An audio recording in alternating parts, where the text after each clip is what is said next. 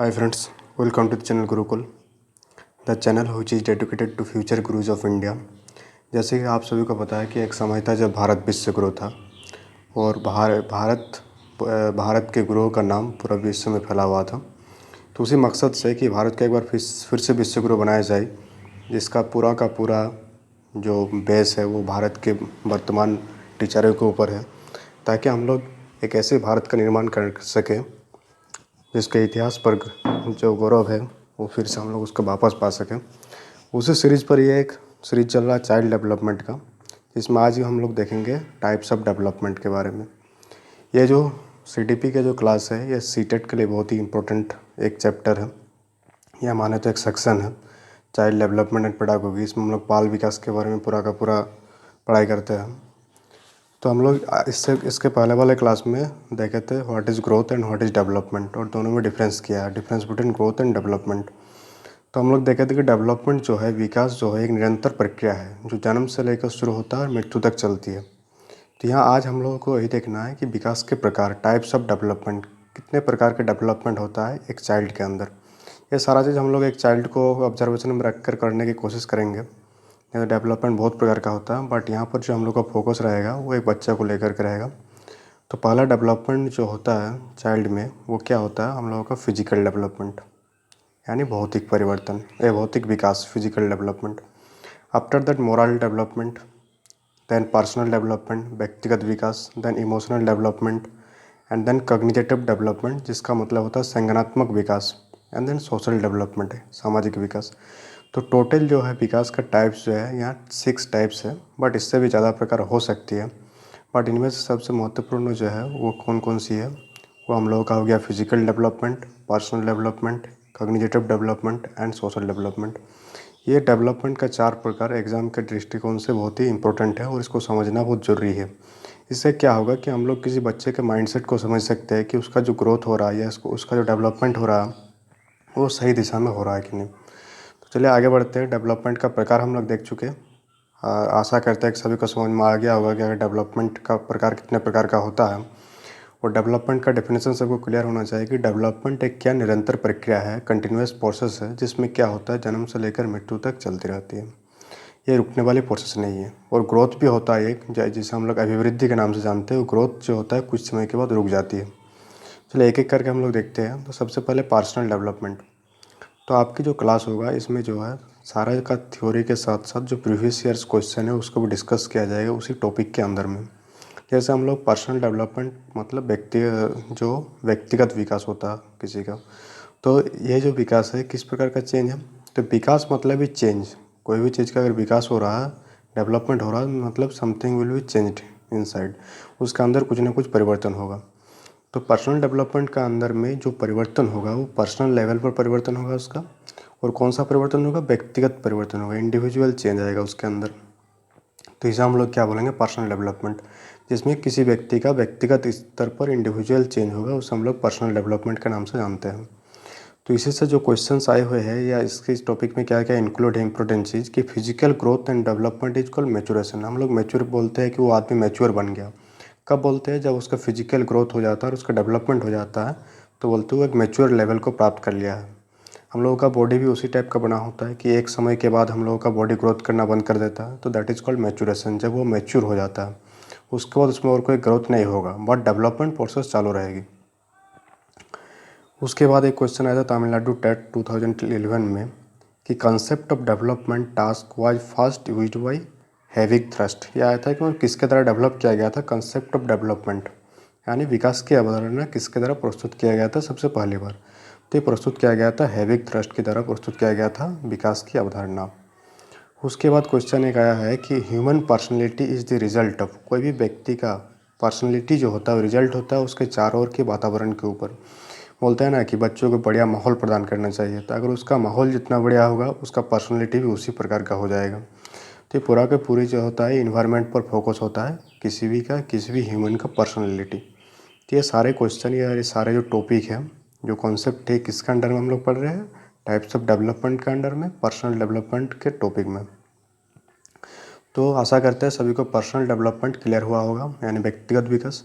इसके बाद का टॉपिक में हम लोग जाते हैं कि सोशल डेवलपमेंट। सोशल मतलब होता है सामाजिक, समाज। और अरस्तु, जैसे अरस्तु से हम लोग से परिचित होंगे। अरस्तु क्या बोला है कि मनुष्य जो है एक सामाजिक प्राणी है, social man is a social animal. तो उसी प्रकार से हम लोगों का सोशल डेवलपमेंट भी होता है, जन्म के साथ ही शुरू हो जाता है हम लोग का सोशल डेवलपमेंट। तो सोशल डेवलपमेंट के अंडर में क्या होता है, interaction of child with social groups. Child का जो इंटरेक्शन किसके साथ, सोशल ग्रुप के साथ, किसी भी बच्चे के इंटरेक्शन को हम लोग उसका सोशल डेवलपमेंट बोलेंगे।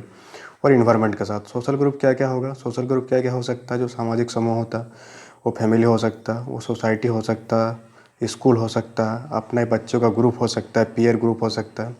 तो इसे क्या बोलते हैं, सोशल ग्रुप बोलते हैं। और इस सोशल ग्रुप के साथ बच्चा के इंटरेक्शन को हम लोग जिस डोमेन के अंडर में देखते हैं उसको बोलते हैं सोशल डेवलपमेंट। किसी बच्चे का जितना ज़्यादा इंटरेक्शन होगा अपने पीयर ग्रुप से, तो उसका डेवलपमेंट भी उसी दिशा में होगी। ये डिपेंड करेगा कि उसका पीयर ग्रुप कैसा है, उसका फैमिली कैसा है, उसका सोसाइटी कैसा है, एवं वो किस इन्वायरमेंट पर रह रहा है। तो इन्वायरमेंट का एक बहुत ही इंपॉर्टेंट इफेक्ट पड़ता है किसी भी बच्चा के डेवलपमेंट में। तो एक क्वेश्चन आया था सीटेट 2012 में कि environmental factors that safe development include culture. जो भी इन्वायरमेंटल फैक्टर जो डेवलपमेंट को सेव करता है वो क्या क्या इंक्लूड करेगा, वो कल्चर इंक्लूड करेगा, उस जगह का क्वालिटी ऑफ एजुकेशन, उसको किस प्रकार की शिक्षा मिल रही है ये इंक्लूड करेगा, और उसको कैसा न्यूट्रिशन मिल रहा है। तो किसी भी बच्चे का जो है उसका इन्वायरमेंटल फैक्टर क्या क्या करेगा, क्या रहेगा, कल्चर, किस कल्चर में वो पल बढ़ रहा है। सेकंड, उसका क्वालिटी ऑफ एजुकेशन, उसको एजुकेशन किस क्वालिटी का मिल रहा है।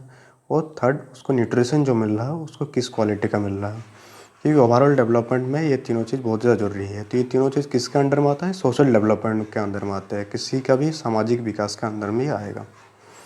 चलिए, सोशल डेवलपमेंट भी समझ में आ ही गया होगा। उसके बाद हम लोग देखेंगे मोरल डेवलपमेंट। मोरल डेवलपमेंट मतलब होता है नैतिक विकास। हम लोग सभी जानते हैं हम लोगों का कुछ कर्तव्य होता है जो हम लोग कहाँ से सीखते हैं, हम लोगों को जो इन्वायरमेंट है, हम लोग जिस विश्व में रह रहे हैं उस विश्व के नियम कानून से सीखते हैं। ये सारे नियम कानून बनाए गए आदमी के द्वारा ही बनाया जाता है। तो हम लोग यहाँ क्या करते हैं, मोरल डेवलपमेंट के अंडर में क्या सीखते हैं, ये समझने की कोशिश करते हैं कि सही और गलत में अंतर क्या है। यही चीज़ हम कोई बच्चा मोरल डेवलपमेंट के अंदर में सोचता है कि what is right and what is wrong, और इन दोनों में डिफरेंस क्या है। पहले जो बच्चे होते हैं उसको पता नहीं रहता क्या सही है और क्या रॉन्ग है। बट जैसे जैसे वो समाज में घुलते मिलते जाते हैं, जैसे जैसे समय बढ़ते जाते हैं, वो बड़ा होते जाता है, तो उसको समझ में आने लगता है कि this is right and this is wrong. और इसी चीज़ को हम लोग मोरल डेवलपमेंट के अंदर में देखते हैं। इसमें पियागेट के कथन है, क्या बोला है कि child made moral judgement based on their observation of the world. वो जिस माहौल में पढ़ेगा, जिस माहौल में बढ़ेगा, उसी हिसाब से उसका मोरल डेवलपमेंट में होगा। तो वो पूरा पूरी किस पर ऑब्जर्वेशन करके मोरल डेवलपमेंट करता है, वो वर्ल्ड अपने चारों ओर को देख कर ही ऑब्जर्व करता है। तो ये सारा चीज़ हम लोग मोरल डेवलपमेंट के अंदर में देखते हैं।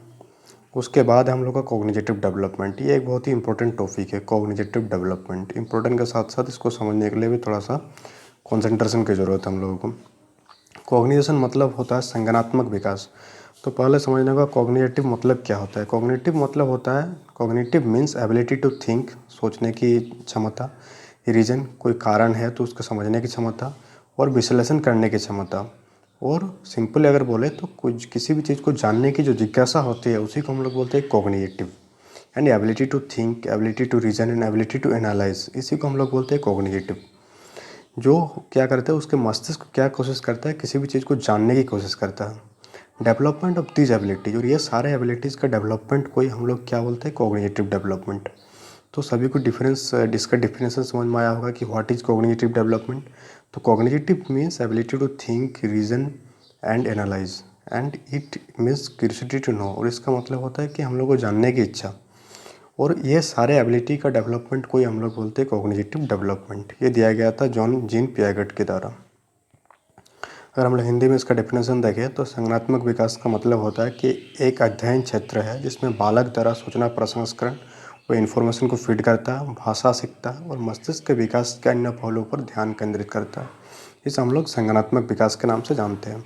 इसके बारे में एक लेक्चर होगा कॉग्निटिव डेवलपमेंट के बारे में, John Piaget theory of cognitive development, उस टाइम इसको विस्तार से देखेंगे। बट अभी इसको इतना ही छोटे रूप में कि आखिर होता क्या है कॉग्निटिव डेवलपमेंट, एक सिंपल सा। उसके बाद हम लोग देखेंगे इमोशनल डेवलपमेंट। तो इमोशनल डेवलपमेंट में जो आता है वो आता है development of personal character and self esteem. व्यक्तिगत चरित्र का निर्माण जो होता है किसका अंडर में होता है, इमोशनल डेवलपमेंट का अंडर में आता है। तो किसी का भी जो कैरेक्टर जो होता है, character is developed by will power. हम लोग बढ़िया से जानते हैं कि जो कैरेक्टर होता है उसको कैसे डेवलप होता है, विल पावर के थ्रू डेवलप होता है, conduct and behaviour and morality. ये क्वेश्चन आया हुआ है यूपीटेट 2011 में। उसके बाद factors influencing the emotional development are physical health, mental abilities and fatigue. तो इमोशनल डेवलपमेंट में कौन कौन सा फैक्टर हेल्प करेगा, वो हो गया फिजिकल हेल्थ। फिजिकल हेल्थ अगर बढ़िया रहेगा तो उसकी इमोशन उतना ही ज़्यादा इमोशनली पावरफुल होगा।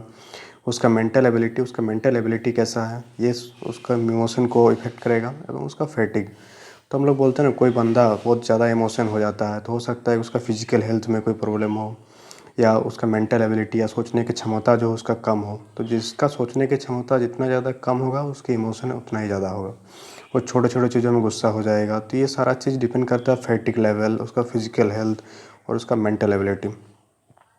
और एक क्वेश्चन आया हुआ है इमोशन पर, हमको लगता है यूपी टेट का एक बहुत ही फेमस टॉपिक है कि emotion is originated through instincts. जो इमोशन जो ओरिजिनेट होता है, आखिर इमोशन कहाँ से ओरिजिनेट होता है, इमोशन जो ओरिजिनेट होता है वो स्वाभाविक बुद्धि से ओरिजिनेट होता है। उसके बाद part of the brain which is induced by emotional stimuli is hypothalamus. तो ब्रेन का कौन सा हिस्सा जो है हम लोगों को इमोशन को ट्रिगर करता है, तो वह हाइपोथैलेमस। ये इसको याद रखना है कि hypothalamus is the part of the brain which triggered emotion, जो इमोशन को ट्रिगर्ड करता है हम लोगों को लाइफ में। उसके बाद एक इंटेलेक्चुअल डेवलपमेंट, इसमें कॉन्सेप्ट का डेवलपमेंट होता है। इंटेलेक्चुअल डेवलपमेंट के अंडर में हम लोग जो पढ़ते हैं वो कॉन्सेप्ट ऑफ डेवलपमेंट पढ़ते हैं, यानी अवधारणा के विकास को पढ़ते हैं। और ये सीटेट पेपर 2 में आया हुआ क्वेश्चन है। इसके बारे में बहुत ज़्यादा याद रखने की कोई ज़रूरत नहीं है। Simply intellectual development means development of concept, that is enough. आइए हम लोग देखेंगे जो सारे प्रीवियस ईयर क्वेश्चन हैं जो आए हुए हैं इसी टॉपिक के अंडर में, यानी टाइप्स ऑफ डेवलपमेंट के अंडर में। तो हम लोग टाइप्स ऑफ डेवलपमेंट में यहाँ एक क्वेश्चन आया है कि the central focus of child psychology, जो बाल मनोवैज्ञानिक का जो सेंट्रल फोकस किस में होता है। तो नाम से ही पता चल रहा है चाइल्ड साइकोलॉजी, मतलब इसका जो मेन फोकस रहेगा क्या, हम लोग बच्चे पर फोकस करते हैं। सारा जो प्रैक्टिकल करते हैं, ऑब्जर्वेशन करते हो, बच्चे को लेकर ही करते हैं, उसके बिहेवियर को देखते हैं, उसका विकास को देखते हैं। तो central focus of child psychology यानी बच्चा का बाल मनोविज्ञान का जो केंद्रीय मुख्य केंद्र क्या रहेगा, वो बच्चा ही रहेगा। In child development emphasis is on the role of environment. Child development बाल विकास में हम लोग किस पर जोर देते हैं, इन्वायरमेंट, पर्यावरण पर, एक्सपीरियंस पर। वो जैसे जैसे बड़ा होते जाएगा वो एक्सपीरियंस गेन करते जाएगा, और प्रोसेस पर। ये तीन चीज़ों पर हम लोग बहुत ज़्यादा फोकस करते हैं, इन्वायरमेंट, एक्सपीरियंस एंड प्रोसेस। तो एक चीज़ ध्यान देने वाले रखने बात है कि ये सारे क्वेश्चन जो है सीटेट या एस्टेट में आया हुआ क्वेश्चन है, और ये टाइप्स ऑफ डेवलपमेंट टॉपिक को ही कवर करता है। उसके बाद एक जो इम्पोर्टेंट है यहाँ पर कि scope of study of child development, इसमें क्या करते हैं, इसमें स्कोप क्या क्या है चाइल्ड डेवलपमेंट में। तो study of different stage of child development, child development के डिफरेंट स्टेज को हम लोग पढ़ते हैं, जो कि हम लोग आगे पढ़ेंगे। Study of effect of environment, environment का इफेक्ट पढ़ते हैं हम लोग चाइल्ड डेवलपमेंट में। और स्टडी ऑफ इंडिविजुअल डिफरेंस, हर बच्चा में कुछ ना कुछ डिफरेंस होता है, इसको हम लोग ऑब्जर्व करते हैं। तो ये सारा स्कोप हो गया चाइल्ड डेवलपमेंट का। और एक क्वेश्चन आया हुआ था, survival of the fittest is the principle of Darwin, यानी जीवों में जो सर्वश्रेष्ठ जो माने कौन जीव यहाँ जीवित रहेगा, क्योंकि यहाँ सभी कंपटीशन के थ्रू बढ़ रहा है इस इकोसिस्टम में। तो ये जो थ्योरी दिया गया था डार्विन की ओर दिया गया था, सर्वाइवल ऑफ द फिटेस्ट, ये किसके द्वारा दिया गया था, डार्विन के द्वारा दिया गया था। उसके बाद एक कथन दिया गया था, ये बताना है कि कथन कौन दिया था। Child is a book which the teacher has to learn from page to page. This statement is given by Rousseau. Rousseau ने बताया था कि चाइल्ड क्या है, एक किताब है जिसको क्या एक टीचर को क्या पेज बाय पेज पढ़ना चाहिए। तो यहाँ चाइल्ड को जो है किसके साथ तुलना की गई थी, किताब के साथ तुलना की गई थी, और किसके द्वारा किया गया थी, रूसो के द्वारा किया गया था।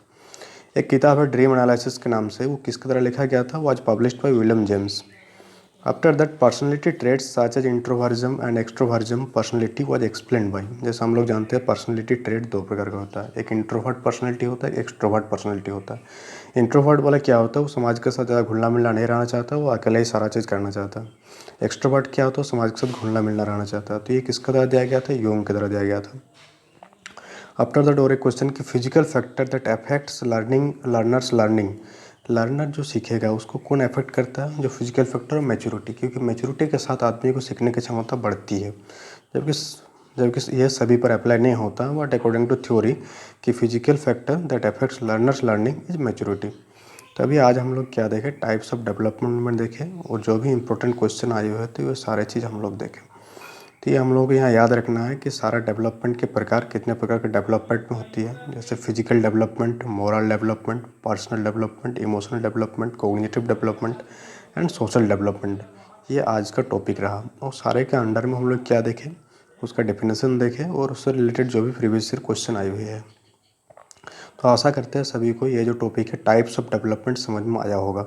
इसके बाद हम लोग ग्रोथ वगैरह का जो भी 4-5 स्टेज ऑफ ग्रोथ का टॉपिक है, इसको हम लोग इसके बाद कवर करेंगे। आज इतना ही, और अगर वीडियो अच्छा लगा होगा तो आप ज़रूर चैनल को सब्सक्राइब करें, ताकि ऐसे ही वीडियो आगे मिलते रहें, क्योंकि ये जो चैनल है गुरुकुल, ये टोटली डेडिकेटेड है टू ऑल द टीचर्स, यानी जो आगे भविष्य में शिक्षक बनने वाले उसके लिए, ताकि उसका जो पाथ है टीचर बनने का, जो ये रास्ता होता है कि सीटेट के लिए पहले BEd DEd, after that CTET then competition exam, तो उसमें हम लोग का एक थोड़ा सा योगदान रहेगा कि आपके रास्ता थोड़ा सा स्मूथ हो। और इसमें आपको सारे टॉपिक को कवर किया जाएगा जो सीटेट में है, जेटेट में है, या कोई भी स्टेट में है। तो थैंक यू, बने रहिएगा ऐसे।